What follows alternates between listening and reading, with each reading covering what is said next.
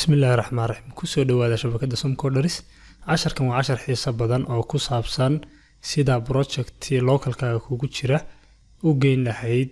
remote-ka ama GitHub-ka kadibna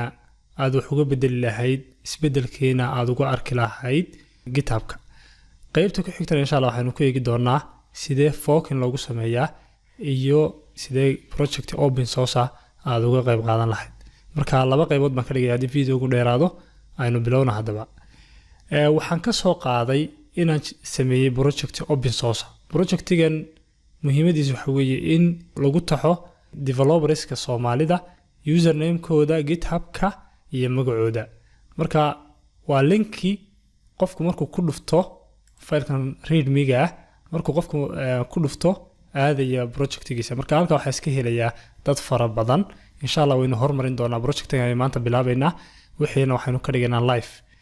si marka aan waqtiga inoogu tashiilo waxaan soo qaatay dhowr file oo aan edit gareeyay wali projectiga gidka kuma darin dhowr ka file waxay yihiin GitHub-ku wuxuu yaqaanaa faylasha MD-da u dambayso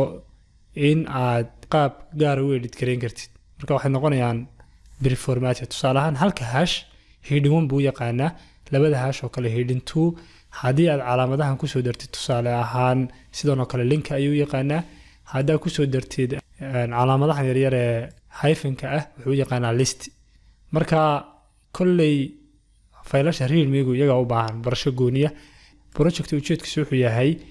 in qof walba developer projectigan uu fork ka sameeyo ama copy magaciisa ku soo daro pull request soo diro oo first contribution-kiisa u horeeyo uu sameeyo ama ka qayb qaadashadiisa ugu horeysa codsiga markuu soo dirana admin-ku ay approve gareeyaan ama automatic loogu xiro bot ama robot u approve gareynaya insha Allah waxaan rajeynayaa in projectigan ka qayb qaadan doontid marka faylasha way noo diyaariyay gitku wuxuu yaqaanaa code of conduct hadaad gelisid in projectigan code of conduct leeyahay marka waa inaad qaabka u qortaa contributing.md hadaad sameysid haddaan tago qaybta insights-ka waxaa halkaas community marka wuxuu ka rabaa halkan file la dhaho code of conduct hada halkan ka sameeysan hadda kan isagan ka soo koobigareysay contributing buu ka rabaa license oo kale inuu sameeysid laakiin khasab ma aha laakiin way fiican tahay projectigu hadda open source yahay in waxyaabahan oo kale leeyahay si dadku u akhristaan qofku marka ugu horeysa uu project soo galo wuxuu akhrinayaa readme-ga kabacdina wuxuu eegayaa contributing-ka qaybka looga qayb qaadanayo code of conduct-ga pull request-ga qaabka u soo diraysid template-ka adeegsanaysid ama qolofta adeegsanaysid license-gan mid license MIT waxa weeye project-ga waa free qof walba wuxuu ka bedeli karaa wuxuu ku soo dari karaa waxa weeye wax sharci qofka lagu qabsanayo ma jirto marka waxaan oo dhan close all tabs baan leeyahay project-gan hadda localkan ku dhisay waxaan rabaa inaan geeyo remote-ka marka ugu horeysa waxaan ka soo qaadayaa sidii qof project-ga dhisaya waxa leeyahay project-ga gitkan ku soo daray git init ayaa leeyahay initialize markaan initialize ku sameeyo gitki ayaa hadda track gareynaya oo hadaynu dhahno git diff ama git status faylashan oo dhan inaan la commit gareynaya u jeedaa sidoo kale haddii u baahantahay username-kaaga iyo password-ka mar walba isticmaalaysid waxaad gelaysaa git sida casharkii hore ku soo dhiganay config kabacdina user.name qofka commits-kan iyo changes-kan sameynaya waa qofkee waa Somcoders email-kuna waxa weeye info@somcoders yes marka aniga shakhsi ahaan waxaan rabaa project-ga inaan geeyo qaybta Somcoders laba waxaan haystaa GitHub-kayga caadiga personalka Cabdifataax Said iyo GitHub-kii shirkadda Somcoders website-keena Somcoders ka lahaa marka kanaan project-ga soo dhigaya waxaan sameynayaa marka ugu horeysa kuwana commits ka dhigaya si project-ga sidii midaan soo bilaabay oo kale uga dhigo laba sababood baa sameyn karnaa mid walba intaynu adhahno inaynu commit gaar ah sameyno laakiin maadaama code of conduct iyo contribution waxaan oo dhan ay yihiin project-ga bilowgiisii dhammaantood baan ku daraynaa developerskana waxaan ka reebayaa qofkan cut ayaa leeyahay si ay u marnaato soo waxaan leenahay tusaale ahaan git add all haddii kale murmur ugu diri kartaa mid walba commit oo sameyn kartaa labadaba kabacdina waxaan leenahay git commit magaca doonto waa bixin kartaa project-ga bilowgiisii marka hadda changes-kan oo dhan way noo commit gareysan first commit ayaanu sameynay waxaan rabnaa contribution-kii koowaad inaynu ku soo darno qofkii aan wadnay aynu soo koobi gareysanaa marka hadhow qof walba contribution sameynaya intaan uu koobi gareysanaya line-ka ku xiga keenaya meel dhexe soo waa save gareynayaa add baan leeyahay hadda file-kan kaliya ayuu ku darayaa oo ah developers.md kabacdina sidaan raacnaa git commit -m ama sidii shortcode ka ahayd some coders developer list waa commit kan enter ayaan leenahay projectiga hadda local ayaan ku setup gareynay sidee baynu remote-ka u geyn karnaa projectigeenin ugu horeyn waa inaynu github ka tagnaa waxaan leenahay repository-gan tagaynaa repository-gan waa wuxuu tagayaa git projectiga oo kale u tagayaa waxaan leenahay new repository waxaan u bixinaa Somali developers marka magacan haddii hore u jiray wuxuu namespace uga dhigayaa ama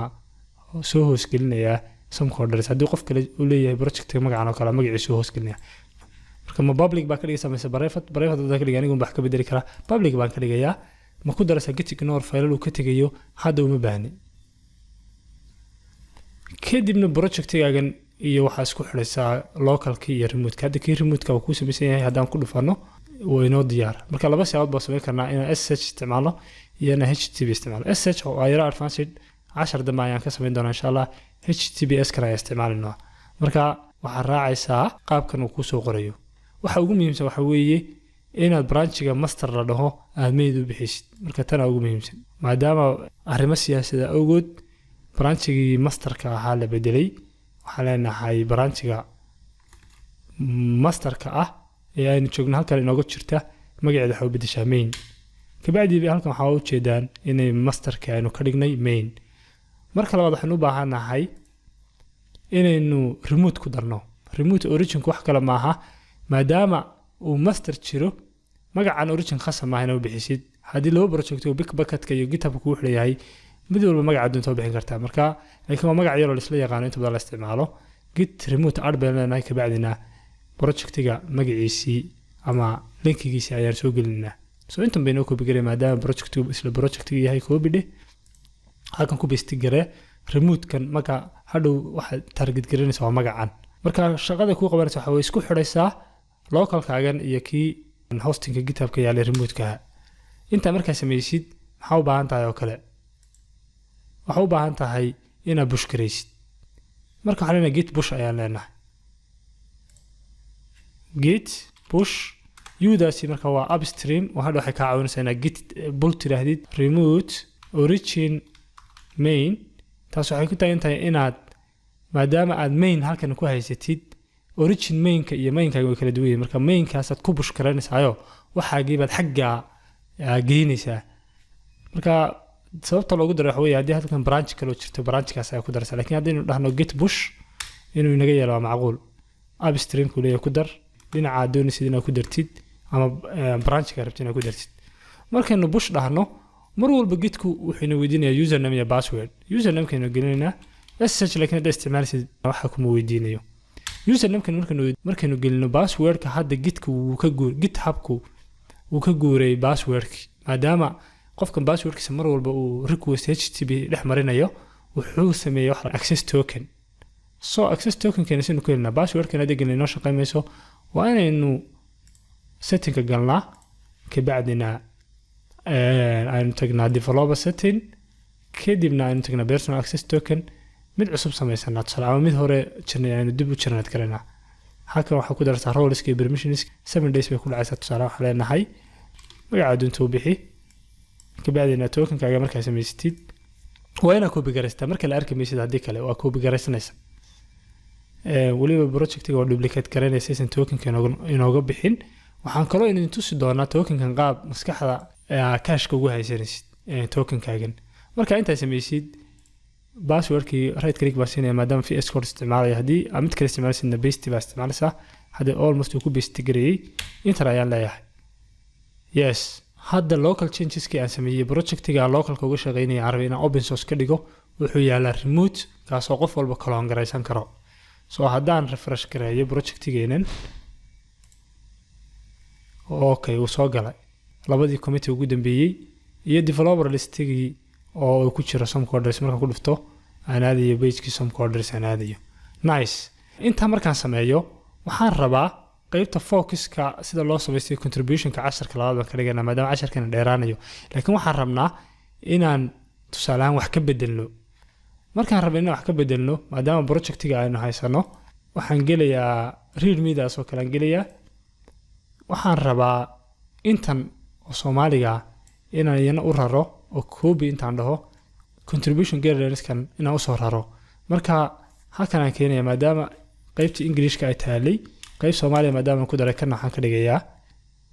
English contribution guidelines ka update garanayaa maadaama meel kale ka soo copy gareystay Node.js kan iyo waxaan waa iska saarayaa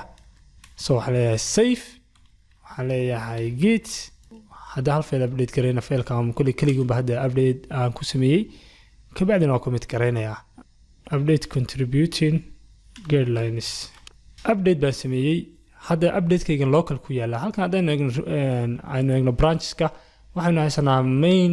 oo local ah iyo main oo origin ah origin wax kale ma aha waa meeshii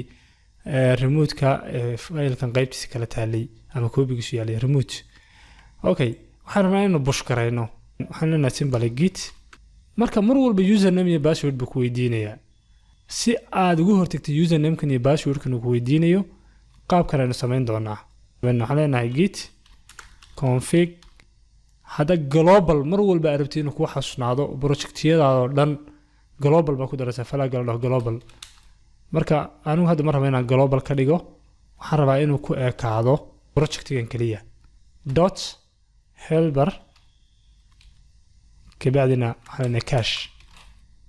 xafid credentials kan username kan iyo password kan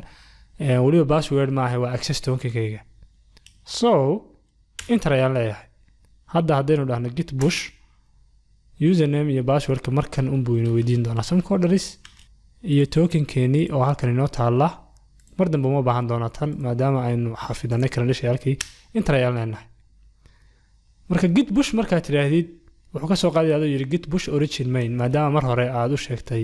remote-ki so haddaynu refresh garayno hadda commitka wuxuu inoo joogaa laba commit baynu haysanaa commitkii saddexaad waa kan waa ku dhufanaynaa commitska waxaynu eegnaa commitkan ugu dambeeyey ama screenshotkan ugu dambeeyey waxay ku saabsan tahay waa ku dhufanaya magaceeda halkan waxaan arkaynaa waxaan taatirnay iyo wixii aan kusoo kordhinay marka projectigaaga sidaas ayaad u gelisaa waxaa dhici karta mararka qaarkood in projectigii laga bedelay dhinacii remote-ka localkaagana uusan sync ku ahayn uusan la socon tusaale ahaan haddaan si yaroo fudud aan raba inaan ka saaro calaamadda yare hyphen-ta dheeraadka meesha ku jirta waxaa leeyahay edit kuwan waxaan u dhexaysiinayaa space haddaan doonina list ka dhigo okay marka preview ayaan leeyahay list bay hadda noqdeen al hore list ma ahayn oo haddaan hadda isku dhajiyo list tani noqon mayso ujeedaa saanay noqonaysa so haddaan space u dhexaysiiyo waa readme-ga qaabka mataqaana u samaysan formatirka preformatirka preview markaan dhaho commitka ayaan ku sameynaya marka github-ka kuu sahlaya xataa projectigaaga gidka ah kusoo samaysay inaad xaggan remote-ahaan wax uga bedeli kartid so waxaan leenahay update ka bacdina branchigeena mainka aynu ku commit karaynaa hadda markaynu projectigeenan remote-ka qaybta galno afar commit baynu haysanaa ama afar screenshot projectigeena localka yaalana sync kuma aha wixii xagga kasoo bedelnay marka tanoo kale waxaan kasoo qaadanaa qof kale oo xagga contribution ka soo daray oo adiga aadan contributionkaas localkaaga aadan ku haysan simply marka waxaad leedahay waxaa la isticmaalaa git fetch oo ah iisoo qaad kabacdina hadda waxaa dhahaysaa git merge marka taasoo labadaas qaab waa isticmaali kartaa laakiin waxaa ka fudud waxaasoo dhan git pull inaad tidhaahdid oo intay kuusoo fetch garayso haddana kuusoo merge garaynaysa oo masterkaaga ku merge garaynaysa so markaan git pull dhaho changeska readme-ga aan ku sameeyo soo qaatay hadda waa ujeedaan hyphen-ka iyo qoraalkeenii hadda sync ayaynu waxaynu ku nahay projectigeenii waynu la soconaa haddaynu git pull mar labaad dhahno up to date weeye projectigaaga ayuu dhahay waa up to date haddaynu mar labaad wax bush garaynana username iyo password inama weydiinayo sababtoo ah cache ayaynu ku samaynaa marka remoteska iyo brancheskaga saa u ogaatid waxaad dhigi kartaa git branch main baynu hadda haysanaa laakiin haddaad eegtid git remote waxaad arkaysaa inaynu haysano origin marka haddii projectigana rabtid haddana git big bucket ka mid yaal inay ku xidhid remote labaad baa samaynaysaa hadhow markaa bush garinaysa waxaad dhahaysaa git push meesha origin ka dhahaysay master waxaad dhahaysaa magaca u bixisatay haddaad rabtid minusfeed tiraahidna waxaad arkaysaa fetchinkii iyo bushinkii wuxuu kasoo fetch garaysanayaa projectiga linkiganisan iyo meesha markaad doonaysid inaad ku bush garaysid koodhkaagii aad geysid marna waa soo nuugaysaa marna xaggaas aad u raraysaa wixii oo aad geynaysaa u raraysaa marka insha Allah casharkeena dambe waxaan ku qaadanaynaa sidee loo sameeyaa first contribution kaaga ugu horeeya fork sidee project fork inta la sameeyo waxa la dhaho pull request loo sameeyaa codsi in koodhkaagan la qaato marka aad iyo aad iyo mahadsantihiin waxaan rajaynaynaa aad u practice garaysaan wabillahi tawfiiq